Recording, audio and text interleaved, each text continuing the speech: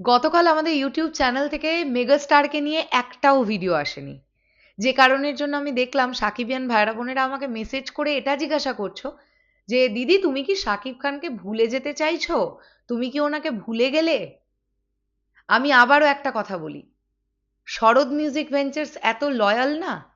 গত 3 সাড়ে 3 বছরে নিশ্চয়ই তোমরা এটা ফিল করেছো।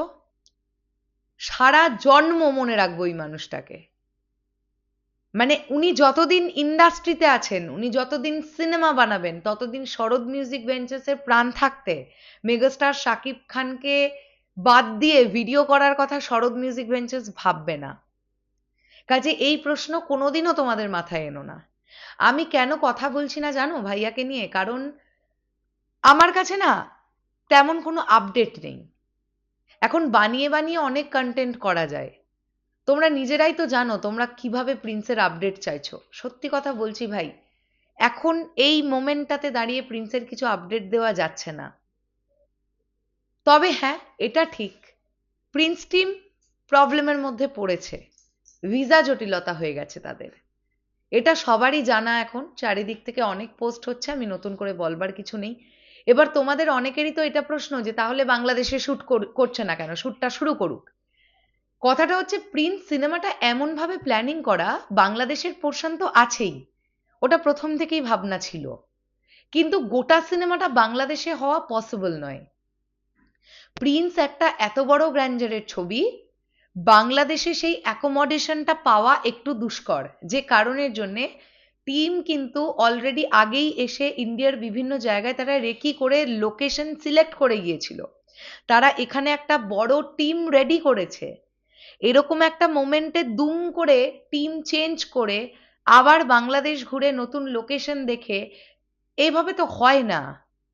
আর কোন রিস্কে মেগাস্টারকে নিয়ে গোটা ছবি বাংলাদেশে শুট হবে তোমরা নিজেরা বলো তো, যেখানে একটা সামান্য ইনডোর শুট পর্যন্ত লিক হয়ে যায়, স্টিল ছবি বেরিয়ে যায়, ভিডিও বেরিয়ে যায়, সেখানে গোটা একটা সিনেমা বাংলাদেশে শুট করার কথা তো ভাবাই উচিত নয় প্রিন্স টিমের।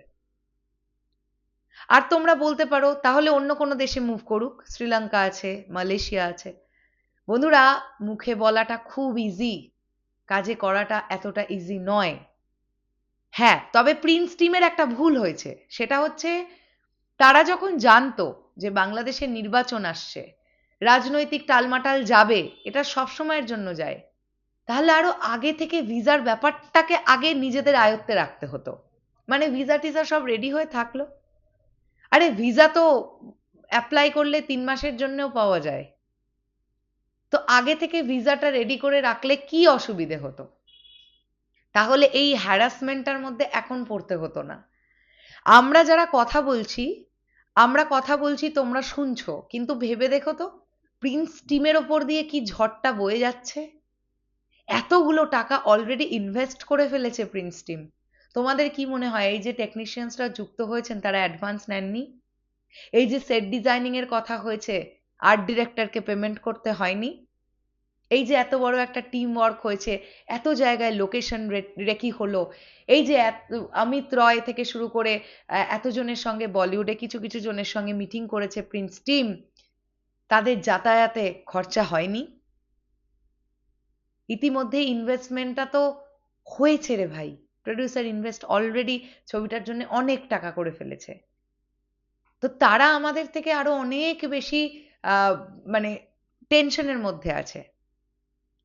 দেখা যাক না কি হয়। এখনো আমি তো হাল ছাড়ছি না যে প্রিন্স আসবেই না ঈদে, এই কথাটা আমি বলতে পারবো না এখনো। যাদের মনে হচ্ছে তারা বলুক।